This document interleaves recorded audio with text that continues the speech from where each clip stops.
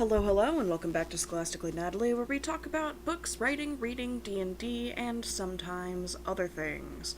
My deepest apologies for failing to yet again be a consistent uploader. That seems to be a theme recently, and I'm not proud of it. January has just been a really bad month for me to, do anything. So don't fear, YouTube audience. You've just been in the brain won't let me touch pile with the rest of my other hobbies and interests. And chores. Don't look at the pile of dishes on my counter, please. I'm working through them. We're getting there slowly. Yeah, I don't have an excuse. I just. Doing things is hard, apparently. uh, so, figured we could start off with an old fan favorite of H.P. Lovecraft. I'm not saying this specific story is a fan favorite, because I do absolutely no research into these things. Unless I'm feeling like it. Let me know what other things you want to see more of. I'll try to get back into all the other stuff I was attempting to do. And we'll go from there, I guess. So let's begin with the note at the beginning. This extraordinarily evocative tale, the third and best of Lovecraft's short novels, makes use of a setting, the Antarctic continent, that had fascinated Lovecraft since childhood, when he had written treatises on the explorations of Wilkes, Borchgrevink, Scott, Amundsen, and others. Lovecraft also followed Admiral Byrd's explorations of 1928 to 30 with care. His frequent citations of the Himalayan artwork of Nicholas Roerich reflects the thrill he received at seeing Roerich's paintings in the Nicholas Roerich Museum in New York. That was a lot of that man's name in that sentence. Lovecraft was, however, devastated when Weird Tales rejected the story. It languished in manuscript for years, until the young Julius Schwartz, acting as Lovecraft's agent, sold it to Astounding Stories, where it was serialized in the February, March, and April 1936 issues. Part 1. I am forced into speech because men of science have refused to follow my advice without knowing why. It is altogether against my will that I tell my reasons for opposing this contemplated invasion of the Antarctic, with its vast fossil hunt and its wholesale boring and melting of the ancient ice cap, and I am the more reluctant because my warning may be in vain. Doubt of the real facts, as I must reveal them, is inevitable. Yet, if I suppressed what will seem extravagant and incredible, there would be nothing left. The hitherto withheld photographs, both ordinary and aerial, will count in my favor, for they are damnably vivid and graphic. Still, they will be doubted because of the great lengths to which clever fakery can be carried. The ink drawings, of course, will be jeered at as obvious impostures, notwithstanding a strangeness of technique which art experts ought to remark and puzzle over. In the end, I must rely on the judgment and standing of the few scientific leaders who have, on the one hand, sufficient independence of thought to weigh my data in its own hideously convincing merits, or in the light of certain primordial and highly baffling myth cycles, and on the other hand, sufficient influence to deter the exploring world in general from any rash and overambitious program in the region of those mountains of madness. It is an unfortunate fact that relatively obscure men like myself and my associates, connected only with a small university, have little chance of making an impression where matters of a wildly bizarre or highly controversial nature are concerned. It is further against us that we are not, in the strictest sense, specialists in the fields which came primarily to be concerned. As a geologist, my object in leading the Miskatonic University expedition was wholly that of securing deep-level specimens of rock and soil from various parts of the Antarctic continent, aided by the remarkable drill devised by Professor Frank H. Pabodie of our engineering department. I had no wish to be a pioneer in any other field than this, but I did hope that the use of this new mechanical appliance at different points along previously explored paths would bring to light materials of a sort hitherto unreached by the ordinary methods of collection. Peabody's drilling apparatus, as the public already knows from our reports, was unique, and radical in its lightness, portability, and capacity to combine the ordinary artisan drill principle with the principle of the small circular rock drill in such a way as to cope quickly with the strata of varying hardness. Steel head jointed rods, gasoline motor, collapsible wooden derrick, dynamiting paraphernalia, cording, rubbish removal auger, and sectional piping for bores 5 inches wide and up to 1,000 feet deep, all formed, with needed accessories, no greater load than 3 7-dog sledges could carry. This being made possible by the clever aluminum alloy of which most of the metal objects were fashioned. 4 large Dornier airplanes, designed especially for the tremendous altitude flying necessary on the Antarctic plateau, and with added fuel warming and quick starting devices worked out by Peabody, could transport our entire expedition from a base at the edge of the Great Ice Barrier to various suitable inland ports, and from these ports a sufficient quota of dogs would serve us. We planned to cover as great an area as one Antarctic season, or longer if absolutely necessary would permit, operating mostly in the mountain ranges and on the plateau south of Ross Sea, regions explored in varying degree by Shackleton, Amundsen, Scott, and Beard. With frequent changes of camp made by airplane and involving distances great enough to be of geological significance, we expected to unearth a quite unprecedented amount of material.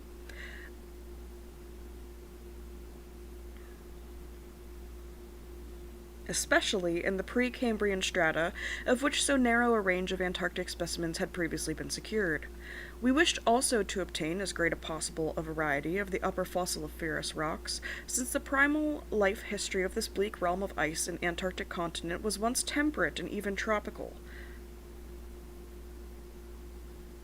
I just skipped a line, hold on.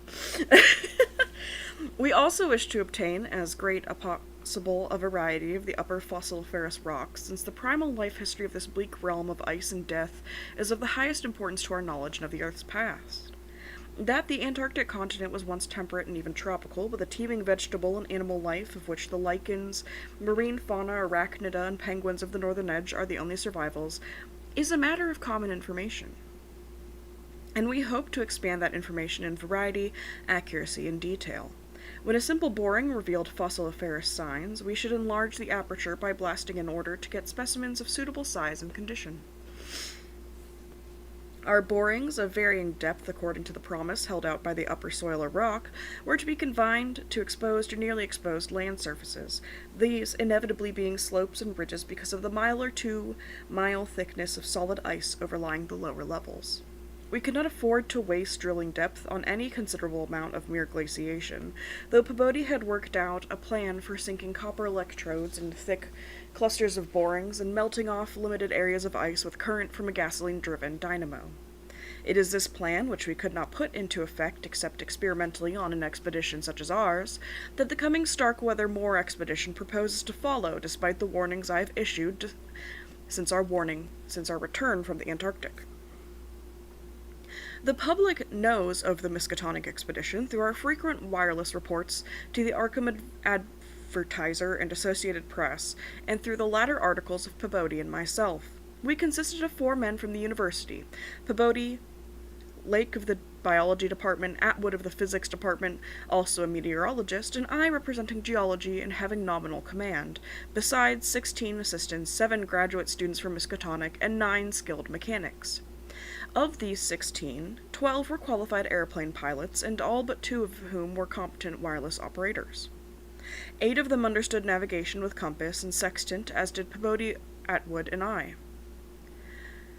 In addition, of course, our 2 ships, wooden ex-whalers, reinforced for ice conditions and having auxiliary steam, were fully manned. The Nathaniel Derby Pickman Foundation, aided by a few special contributions, financed the expedition. Hence, our preparations were extremely thorough despite the absence of great publicity. The dogs, sledges, machines, camp materials, and unassembled parts of our 5 planes were delivered in Boston, and there our ships were loaded. We were marvelously well equipped for our specific purposes, and in all matters pertaining to supplies, regimen, transportation, and camp construction we profited by the excellent example of our many recent and exceptionally brilliant predecessors. It was the unusual number and fame of these predecessors which made our own expedition, ample though it was, so little noticed by the world at large. As the newspapers told, we sailed from Boston Harbor on September 2nd, 1930, taking a leisurely course down the coast and through the Panama Canal, and stopping at Samoa and Hobart, Tasmania, at which latter place we took on final supplies. None of our exploring party had ever been in the polar regions before, hence we all relied greatly on our ship captain, J.B. Douglas, commanding the brig Arkham, and serving as commander of the sea party, and George Thorfinson, commanding the bark Miskatonic, both veteran whalers in Antarctic waters. As we left the inhabited world behind, the sun sank lower and lower in the north, and stayed longer and longer above the horizon each day. At about 62 degrees south latitude, we sighted our first icebergs, table-like objects with vertical sides, and just before reaching the Antarctic Circle, which we crossed on October 20th with appropriately quaint ceremonies, we were considerably troubled with field ice. The falling temperature bothered me considerably after our long voyage through the tropics, but I tried to brace up for the worst rigors to come. On many occasions, the curious atmospheric effects enchanted me vastly, these including a strikingly vivid mirage, the first I had ever seen, in which distant bergs became the battlements of unimaginable cosmic castles. Pushing through the ice, which was fortunately neither extensive nor thickly packed, we regained open water at south latitude 67 degrees, east longitude 175 degrees. On the morning of October 26th, a strong land blink appeared on the south, and before noon we all felt a thrill of excitement at beholding a vast, lofty, and snow-clad mountain chain, which opened out and covered the whole vista ahead. At last we had encountered an outpost of the great unknown continent, and its cryptic world of frozen death. These peaks were obviously the Admiralty Range, discovered by Ross, and it would now be our task to round Cape Adair and sail down the east coast of Victoria Land to our contemplated base on the shore of the McMurdo Sound at the foot of the volcano Erebus in south latitude 79 degrees 9 feet? I don't know how to read latitude and longitude.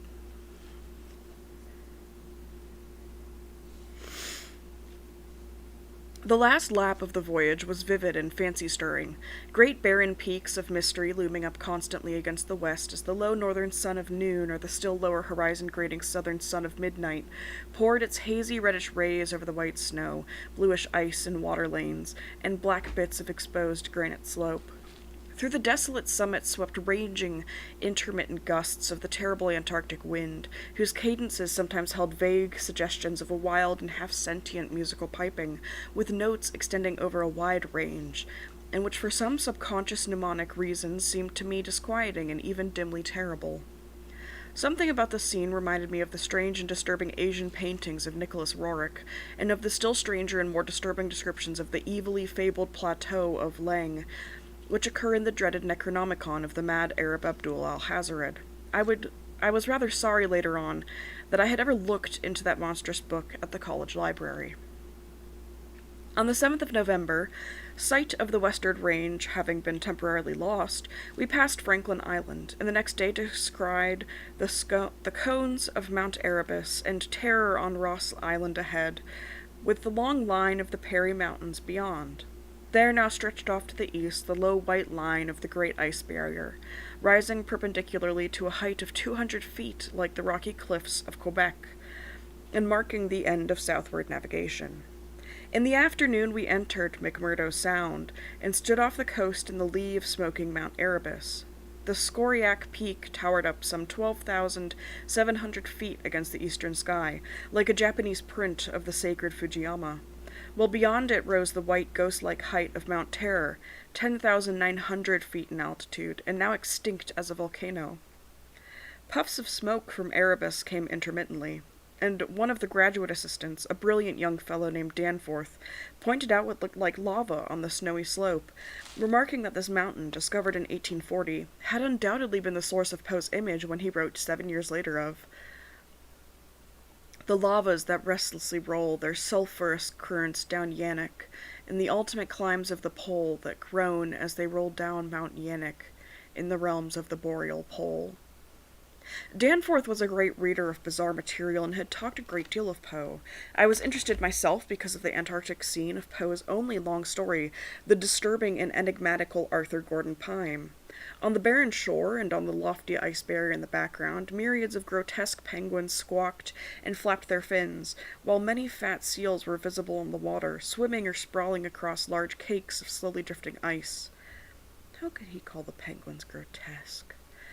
Using small boats, we effected a difficult landing on Ross Island shortly after midnight on the morning of the 9th, carrying a line of cable from each of the ships and preparing to unload supplies by means of a breeches buoy arrangement. Our sensations on the first treading Antarctic soil were poignant and complex, even though at this particular point the Scott and Shackleton expeditions had preceded us. Our camp on the frozen shore below the volcano's slope was only a provisional one, headquarters being kept aboard the Arkham. We landed all our drilling apparatus, dogs, sledges, tents, provisions, gasoline tanks, experimental ice melting outfit, cameras both ordinary and aerial, aeroplane parts, and other accessories, including 3 small portable wireless outfits, besides those in the planes, capable of communicating with the Arkham's large outfit from any part of the Antarctic continent that we would be likely to visit.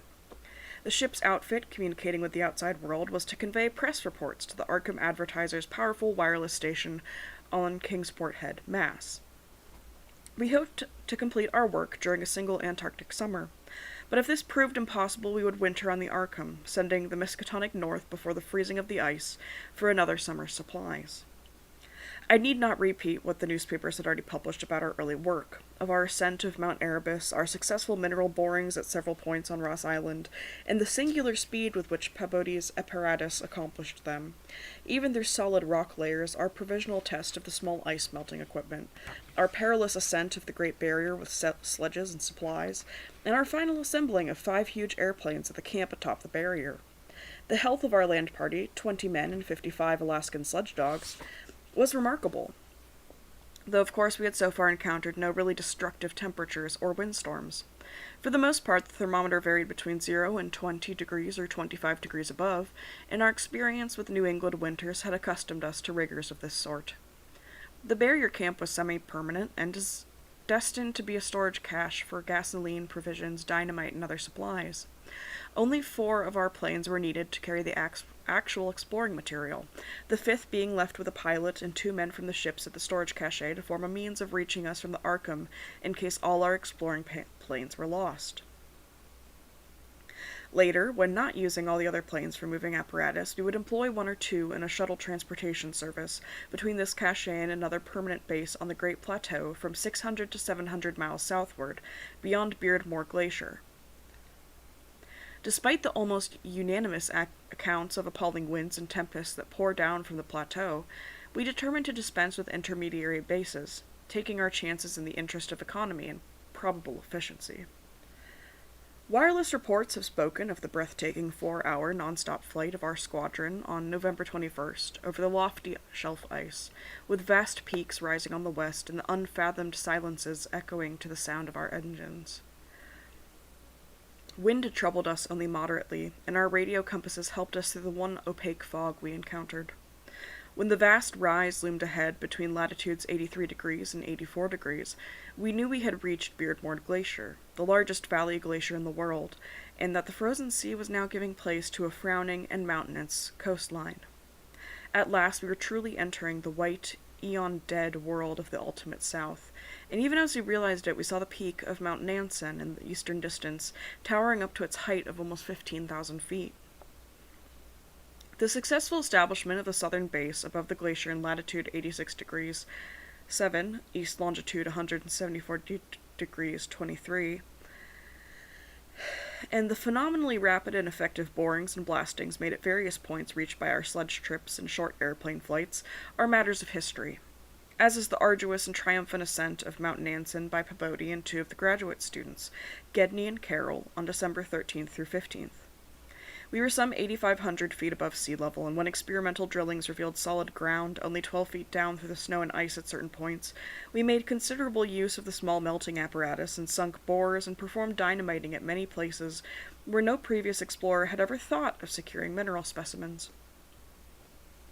The Precambrian granites and Beacon sandstones thus obtained confirmed our belief that this plateau was homogeneous, with the great bulk of the continent to the west, but somewhat different from the parts lying eastward below South America, which we then thought to form a separate and smaller continent, divided from the larger one by a frozen junction of Ross and Weddell seas, though Beard has since disproved the hypothesis.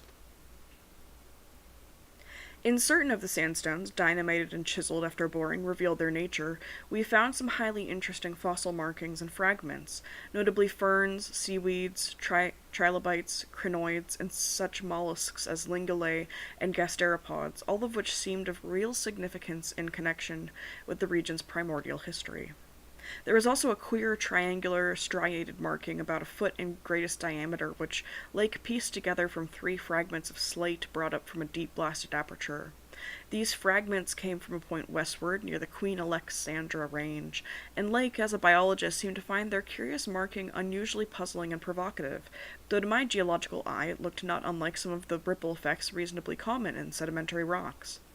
Since slate is no more than a metamorphic formation into which a sedimentary stratum is pressed, and since the pressure itself produces odd distorting effects on any markings which may exist, I saw no reason for extreme wonder over the striated depression.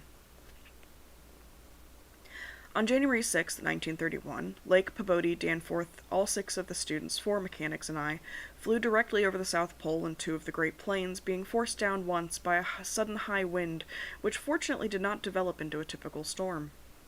This was, as the papers have stated, one of several observation flights, during others of which we tried to discern new topographical features in areas unreached by previous explorers. Our early flights were disappointing in this latter respect, though they afforded us some magnificent examples of richly fantastic and deceptive mirages of the polar regions, of which our sea voyage had given us some brief foretastes.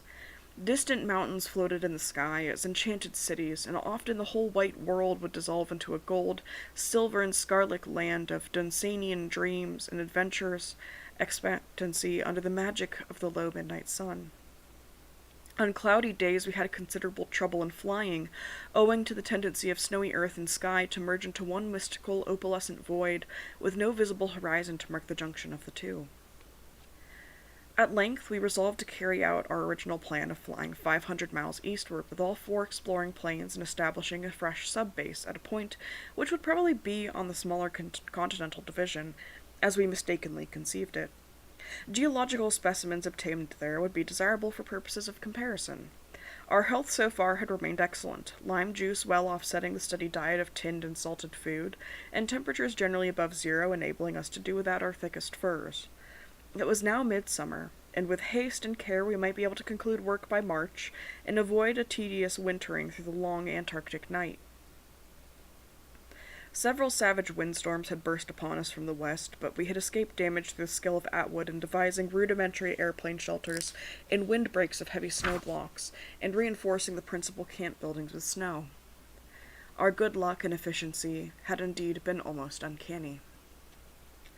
The outside world knew, of course, of our program, and was told also of the lake's strange and dogged insistence on a westward, or rather northwestward, prospecting trip before a radical shift to the new base. It seemed he had pondered a great deal, and with alarmingly radical daring, over that triangular striated marking in the slate, reading into it certain contradictions in nature and geological period which whetted his curiosity to the utmost, and made him avid to sink more borings and blastings in the west-stretching formation, to which the exhumed fragments evidently belonged. He was strangely convinced that the marking was the print of some bulky, unknown, and radically unclassifiable organism of considerably advanced evolution, notwithstanding that the rock which bore it was of so vastly ancient a date, Cambrian, if not actually Precambrian, as to preclude the probable existence not only of all highly evolved life, but of any life at all above the unicellular, or at most the trilobite stage. These fragments, with their odd marking, must have been 500 million to 1,000 million years old. And that is the end of part 1. I realize it's, kind of short. Okay, maybe not kind of short. I didn't feel like I was reading for that long, but my throat and the amount of pages I have completed tell a different story. It's not as long as some of our other short stories we have dealt with, but I think it promises to be interesting. I always like Antarctic themed expeditions and things of that nature. Probably comes from reading several fantasy books that revolved around resource preparation and division as they go on long campaigns. Thank you, Mercedes Lackey. um, and I do hold a great fondness for things taking place in either deserts or the Antarctic. I definitely blame Around the World in 80 Days for that, and Frankenstein. Both of those kind of like really captured that imaginative and adventurous side of those sort of places. Also, Percy Jackson. That's probably where my last love for the frozen north comes from. In the Heroes of Olympus series, they have some real good scenes up in Alaska for a bit. Beyond that, I hope this wasn't too disappointing a video for you. I hope my break has not been too disappointing for you. I apologize for taking so long to kind of pull myself back together and be productive, though to be honest, none regrets it more so than me. My slightly longer than planned break was because I kept getting sick and it was kind of ridiculous for a bit. So I won't apologize for that because even now, as I'm sure you've noticed, I'm still kind of sniffly. But good news, I found out the things that I'm allergic to, which I think I might have told you in my other video, but the answer is half the world, but now I'm not puking or coughing as much, which is also very nice, which was the other reason why I wasn't filming, because I was coughing so much. So hopefully we can kind of mosey back into our regularly scheduled content. Thank you for bearing with me and being patient, and or for sticking around. I know that I got like more subscribers while I was actively not participating, which felt weird, but thanks for joining, new friends.